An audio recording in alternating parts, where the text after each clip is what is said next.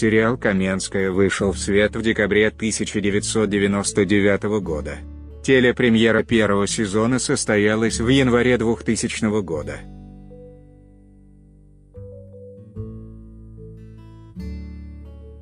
Среди детективных многосерийных фильмов «Каменская» отличается особой, интеллектуально закрученной сюжетной линией.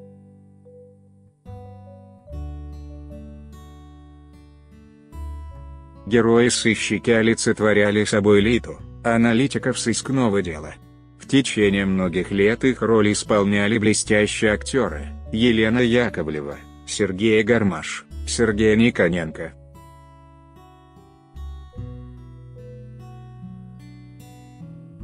Как складывалась судьба актеров легендарного сериала?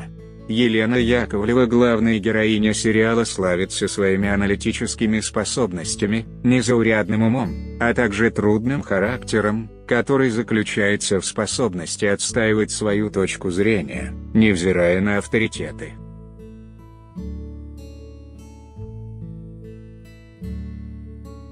На протяжении всех сезонов роль Анастасии исполняет талантливая актриса Елена Яковлева.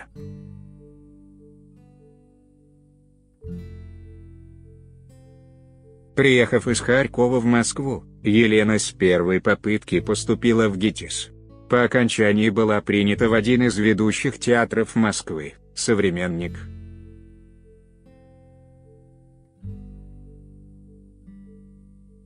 За включение ее в труппу театра члены художественного совета во главе с Галиной Волчек проголосовали единогласно. Это редчайший случай.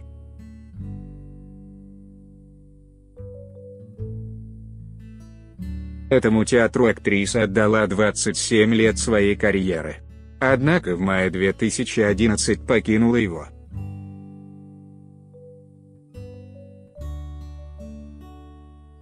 Вместе с Яковлевой из театра ушел и ее супруг Валерий Шальных. Это накапливалось годами.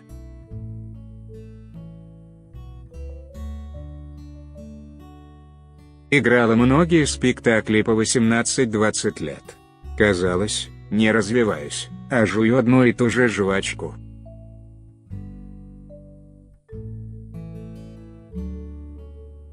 Что делать актрисам, перешедшим определенный возрастной рубеж? Играть, что играла в молодости, смешно.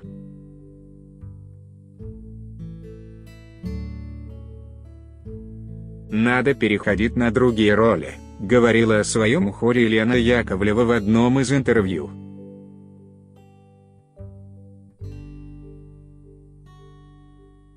Актриса востребована в кино, она много снимается. В ее репертуаре и мелодраматические роли, и сказочные персонажи.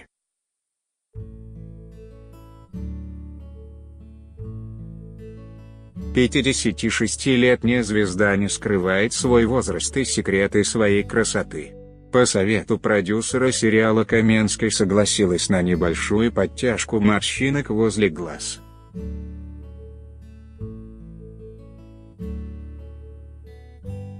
Слежу за собой, посещаю косметолога.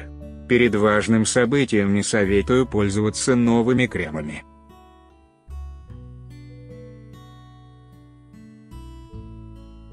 Один раз у меня был такой случай, лицо просто красными пятнами пошло. Маски народные, конечно, эффективнее, с удовольствием делала бы себе маски из кефира, если бы утро было резиновое. Делилась актриса секретами ухода за собой.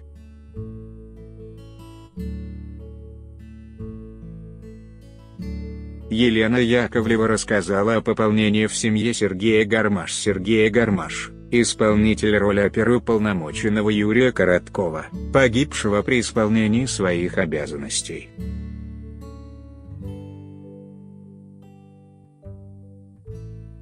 Актер снимался в сериале на протяжении 4 сезонов, а в 5-м попросил убить своего киногероя.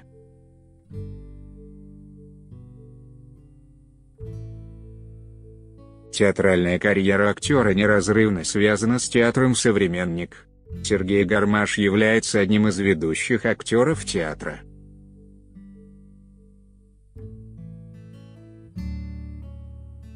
В его репертуаре ведущие роли в спектаклях «Лопахин в вишневом саде», «Старший брат в Карамазовых» и «Ад», «Альфонс в трех товарищах», «Первый министр» в спектакле «Еще раз о голом короле» и другие роли.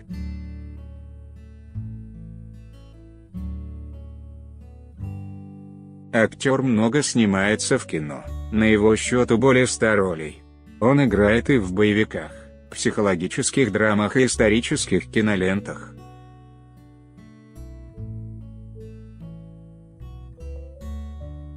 Среди его работ такие фильмы, как «12», «Обитаемый остров» и другие. Многие рискованные трюки актер выполняет сам, как настоящий каскадер.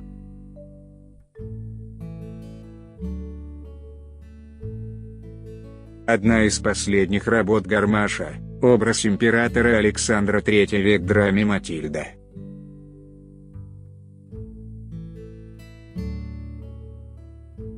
О своем амплуа в кино и на сцене актер как-то признался в одном из интервью: «С моим лицом трудновато было бы сыграть нежного влюбленного».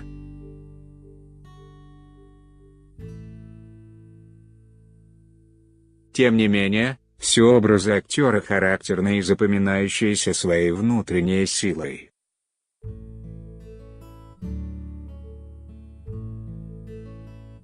Реализован актер и в личной жизни. С женой Инной они вместе более 30 лет. Инна – актриса, как и муж, она много лет служит в театре «Современник».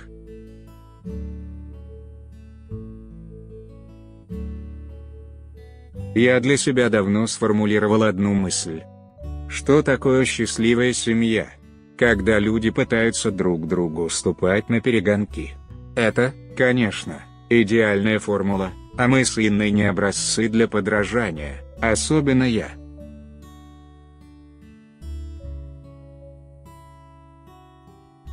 Однако мы пусть не на перегонки, но все-таки способны друг другу уступать. А это в сохранении любви, дружбы и, между прочим, общности интересов. Главное, признался актер в одном из интервью.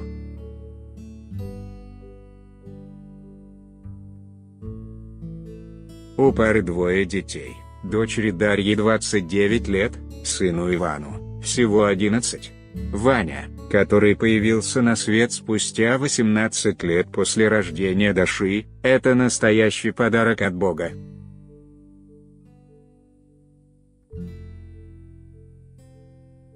Я так думаю, может, зато Господь нам его преподнес, что не совсем скверные мы люди, не так уж плохо живем на этой земле.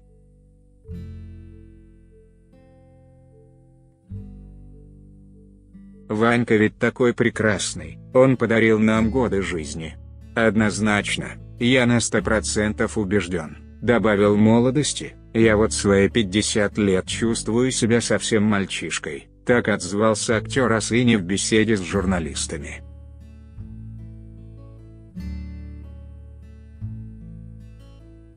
Сергей Никоненко Виктор Алексеевич Гордеев, Колобок, начальник отдела управления уголовного розыска ГУВД Москвы.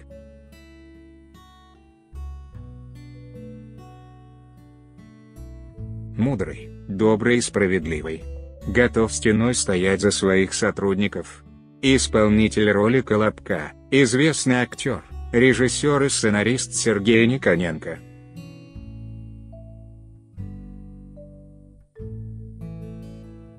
На его счету около 200 ролей в кино и на телевидении. Каменская, первый в карьере 76-летнего актера сериал.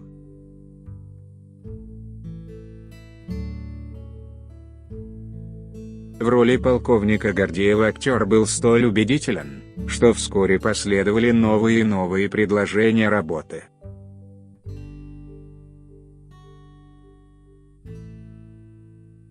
Актер снялся также в таких сериалах, как «Тяжелый песок», «Родина ждет», «Граф Крестовский» и «Гибель империи».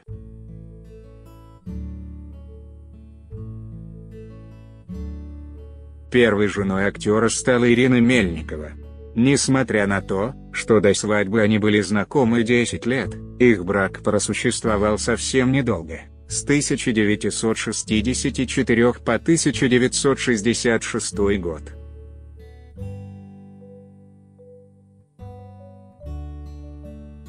Второй супругой актера была Евгения Соловьева, известный модельер. Сергей Никоненко рассказал, как жил на 2 дома. Никоненко научил меня смачно материться.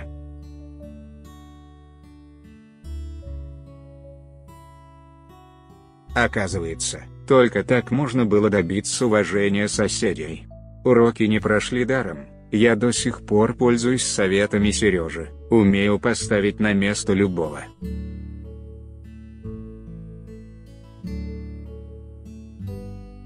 Это ведь целое искусство, как правильно материться, куда ставить ударение, где понижать голос, а где повышать.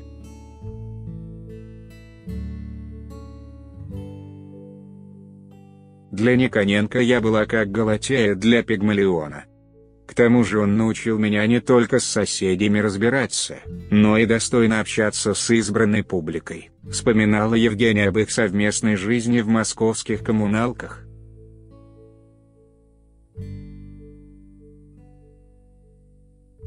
С 1974 года актер женат на актрисе Екатерине Алексеевне Ворониной. В 1994 году супруги создали Есенинский культурный центр на Арбате, который существует и по сей день.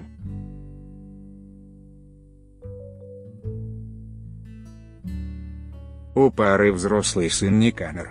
Внуку Петру 9 лет, а внучке Кате всего 3 года. Андрей Ильин, исполнитель роли терпеливого и понимающего мужа Анастасии.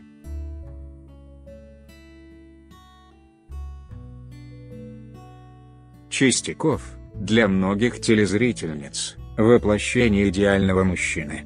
Ученый и математик, преданно любящий Настю.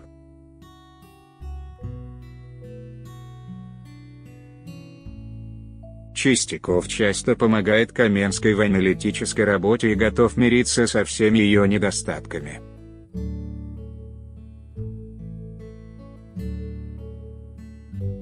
О своей роли в сериале актер говорит так: «Я понял, что это своего рода бренд. Такой образчик идеального мужа».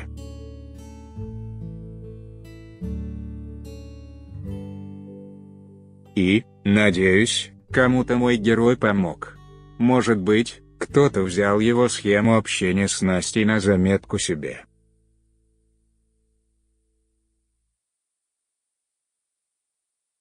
Сейчас я радуюсь, что судьба подарила мне судьбу Чистякова. Ильин снялся в десятках кино и телепроектах.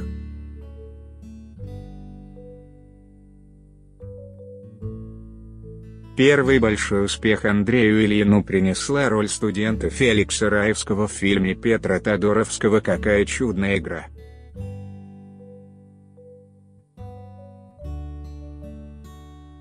После этой картины на актера обратили внимание режиссеры, начали поступать предложения.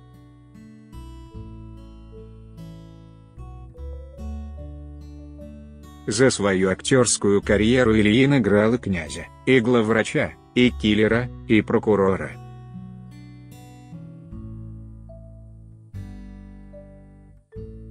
Снимался актер и в роли директора завода и владельца модельного агентства. Личная жизнь Андрея Ильина долгое время складывалась с трудом.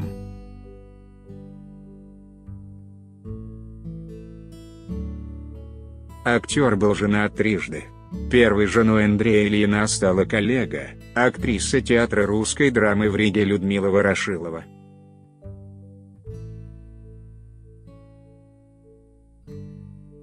Их брак просуществовал 9 лет. Затем, в 90-е годы, актера связывали длительные отношения с дочерью Олега Табакова Александрой.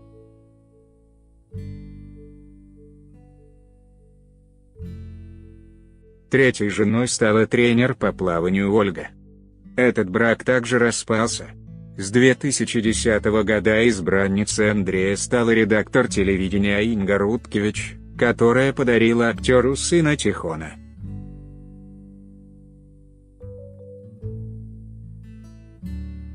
Дмитрий Харатьян в серии «Убийца по неволе». Дмитрий Харатьян исполнил роль брата Анастасии, Александра.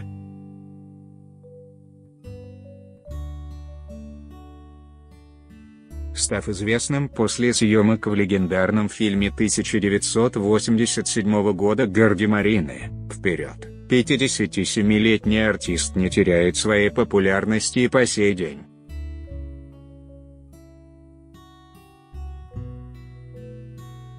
На протяжении всей своей актерской карьеры Дмитрий Харатьян снялся более чем в 80 фильмах и продолжает сниматься по настоящее время.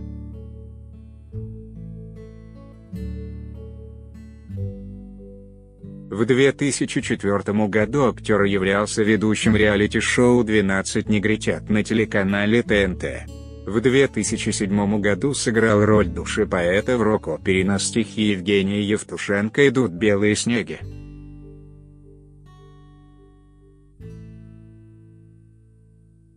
Спектакль при постоянном участии Дмитрия Харатьяна гастролировал по всей России.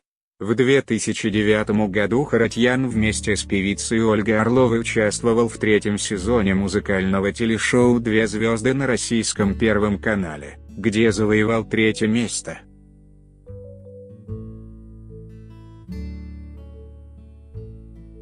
С 2009 года по настоящее время Дмитрий является ведущим международного музыкального фестиваля «Легенды Ретро-ФМ» в паре с Татьяной Веденеевой.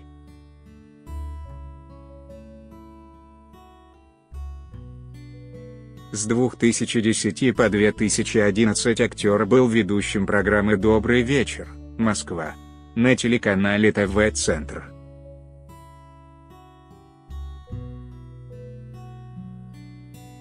Дмитрия периодически приглашают в жюри высшей лиги КВН. С 2010 по 2013 годы актер вел программу «Большая семья» сначала на телеканале «Россия-1», с 2011 года на канале «Россия Культура».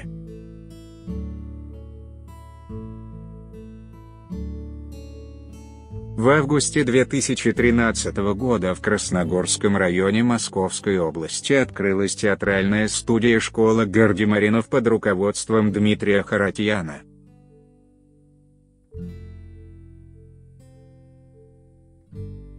Более полусотни детей учатся там актерскому мастерству, фехтованию, танцам, сценическому движению и речи, вокалу.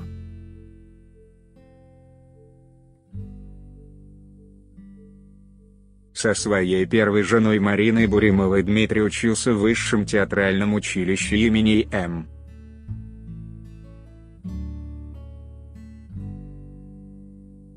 С. Щепкина. В 1982 году у них родилась дочь Александра. «У нас с дочкой один день рождения на двоих. Она тоже родилась 21 января», — сказал актер в одном из интервью.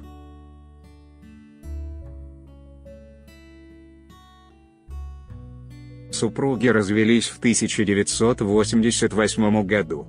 Но отец и дочь общаются, у них прекрасные отношения.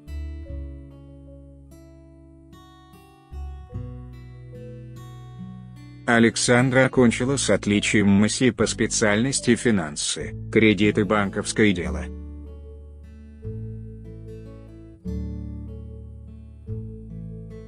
Вторая жена, Марина Майка, актриса кино, победительница конкурса красоты «Мисс Тирасполь» 1988.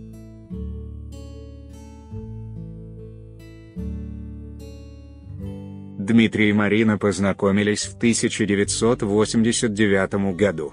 Мы встретились на съемках в Одессе. Море, солнце, съемки, романтика.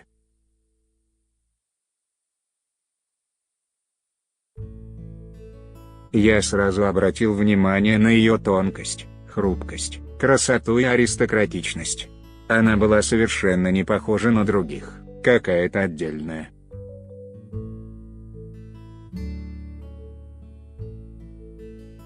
У нас завязался курортный роман, который перерос в длинную семейную жизнь, вспоминал актер в беседе с журналистами.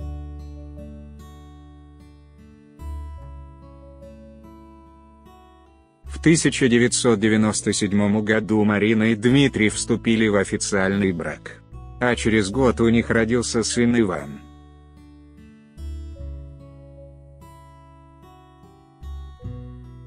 Дмитрий Нагиев снимался в первом сезоне сериала. Его герой, Михаил Лесников, капитан милиции, после первого сезона ушел из отдела Гордеева в Интерпол, а затем в ФСБ.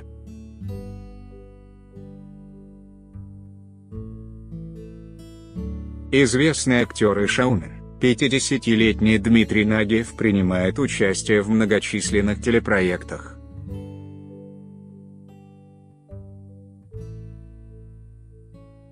Часто присутствует в жюри высшей лиги КВН.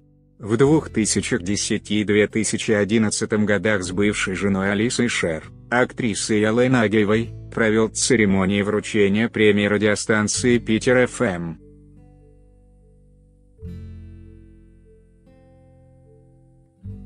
В 2011 году совместно с Натальей Андрейченко и Степаном Ургантом вел реалити-шоу «Мама в законе» на телеканале «Перец».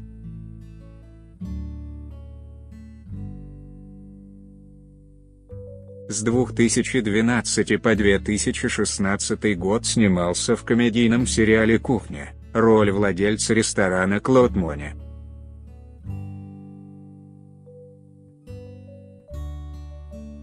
Ведет проекты «Голос» и «Голос. Дети». С декабря 2012 года актер стал новым голосом шуток русского радио, сменив Вадима Галыгина.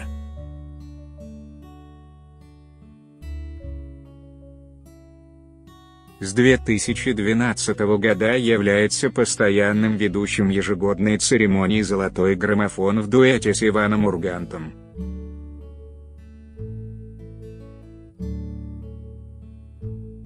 С 2013 по 2016 год снимался в сериалах «Два отца и два сына», «Физрук». Очень скоро на экраны страны выйдет новогодний фильм «Елки новые» с его участием.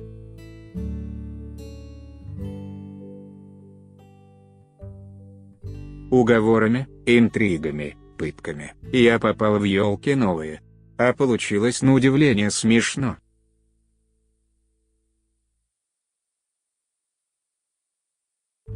Не у всех, конечно, но местами.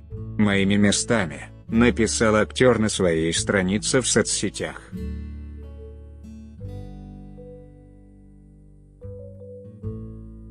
Актер участвует в рекламных кампаниях. В 2016 году Нагиев стал самым обеспеченным актером в России по версии журнала Forbes.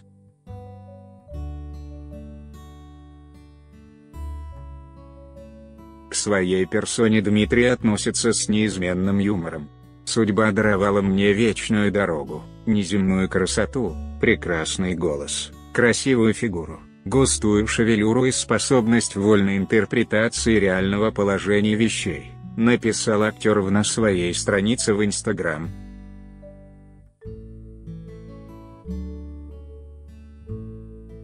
Официально актер был женат один раз.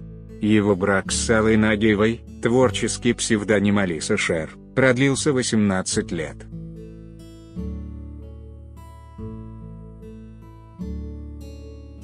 Формально пара оформила развод в 2010 году, но фактически они расстались намного раньше.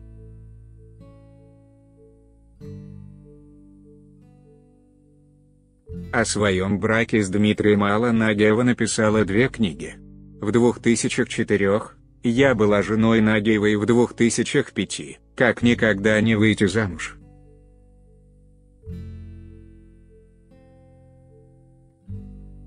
Вредные советы экс-жены Дмитрия Нагиева. Сын Дмитрия, Кирилл, актер театра и кино, диджей и телеведущий.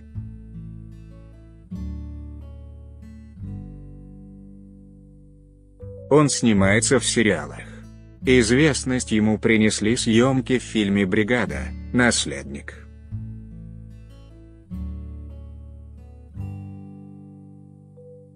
Дмитрий Нагиев объяснил свою связь с Ольгой Бузовой.